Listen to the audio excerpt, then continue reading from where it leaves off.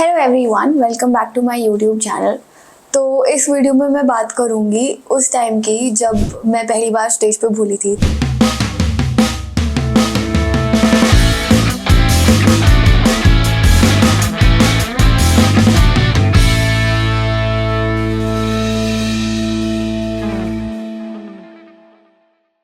तो बचपन से ही मुझे स्टेज पे बोलने का बहुत शौक था। जब मैं छोटी थी आई वुड इंश्योर कि स्कूल की असेंबली में मैं कुछ ना कुछ तो रोज़ बोलूँ ही। और बहुत लोग मुझे अटेंशन सीकर बोलते हैं and I think that is one of the reasons why I like stage, but I used to love stage and I was a very confident person back then.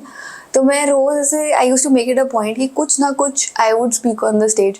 जब 9th-10th में आई तो मैं बहुत सारे inter school competitions भी जाने लगी। जब मैंने कॉलेज ज्वाइन किया तो उसके बाद हमारे कॉलेज में एक सोसाइटी होती थी N2O करके। वो कॉलेज की सबसे हैपनिंग सोसाइटी होती थी। उसमें हम पूरे साल जो भी इवेंट्स कॉलेज में हुए होते थे न्यूज़ की तरह बताते थे, बट उसको बहुत ही फनी ट्विस्ट देकर। तो वो इवेंट बहुत इंटरेस्टिंग होता था। बाकी सारे इवेंट्स, कोई साइन एप्स, हमारा फेस्ट जो होता था उसके कोई अटेंड करे या ना करे, N2O लोग ज़रूर अटेंड करते थे।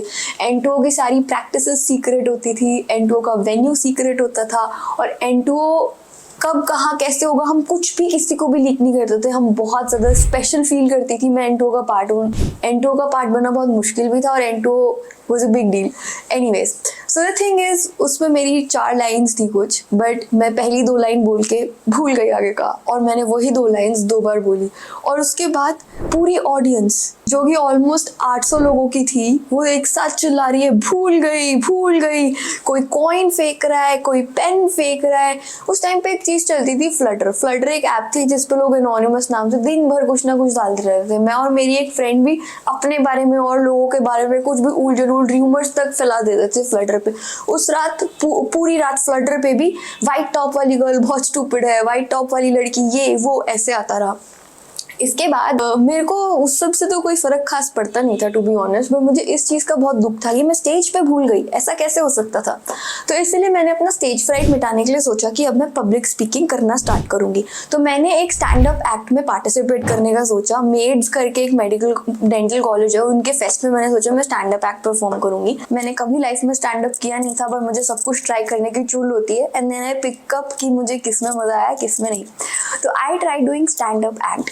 अगर वो स्टैंड अप एक्ट किसी को देखनी है तो यूट्यूब पे मेरी पहली वीडियो वही थी। गलती से फेसबुक पे अपलोड करने की बजाय मैंने उसे यूट्यूब पे अपलोड कर दिया था एंड सरप्राइजिंगली मैं भूल गई, मुझे तो पता ही नहीं था। 2 साल बाद मैंने सोचा कि मैं एक दिन ऐसे रैंडमली सोच रही थी कि मैं यूट्यूब बनाती हूँ, तो मैंने देखा मेरी ऑलरेडी एक वीडियो अपलोडेड है जिसपे 16,000 व्यूज़ भी है और बहुत सारे कॉमेंट्स थे कि आपको वीडियोज़ बनानी चाहिए और आपका फेस कैमरे पे अच्छा लगता है और ये सब। तो उसके बाद ही मैंने एक्टिवली थोड़ा कंटेंट क्रिएशन का सोचना स्टार्ट किया था।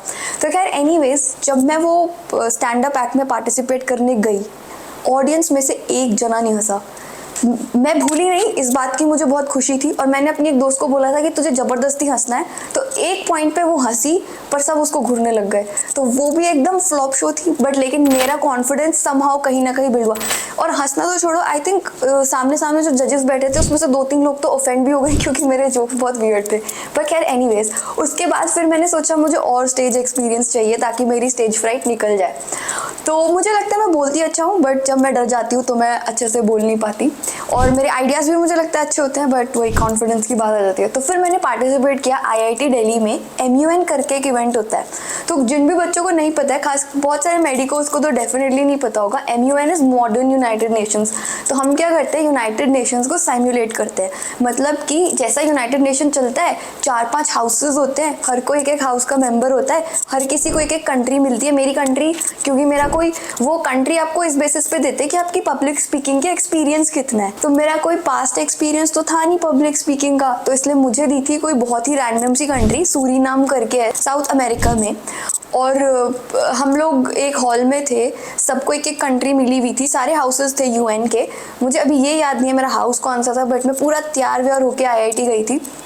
और वहाँ पर मोस्टली लॉयर्स थे, मतलब लॉ स्टूडेंट्स थे जो MUN करने आए थे। जिन लोगों को USA और रशिया जैसी कंट्रीज दी थी उनका तो बहुत लंबा चौड़ा MUN एक्सपीरियंस था। मतलब जो लड़का रशिया कर रहा था वो 50 MUNs में पार्टिसिपेट कर चुका था, और उसके बोलने का तरीका ऐसा था कि आप रुक के सुनोगे ही सुनोगे उसे, आप जो भी काम कर रहे हो आप उसे छोड़ दोगे और एकदम उसे सुनने लग जाओगे। तो पब्लिक स्पीकिंग का सबसे अच्छा एक्सपोजर अगर किसी को चाहिए तो उन्हें जाना चाहिए MUNs पे। MUNs के फेसबुक पे पेजेस रहते हैं, उन लोगों ने मुझे बताया। तो आप MUN दिल्ली अगर फॉलो कर लो या MUN लखनऊ फॉलो कर लो, MUN ग्वालियर फॉलो कर लो, तो आपको पेजेस पे अपडेट्स आते रहेंगे कहाँ MUNs हो रही हैं और आप उन्हें अटेंड कर सकते हो।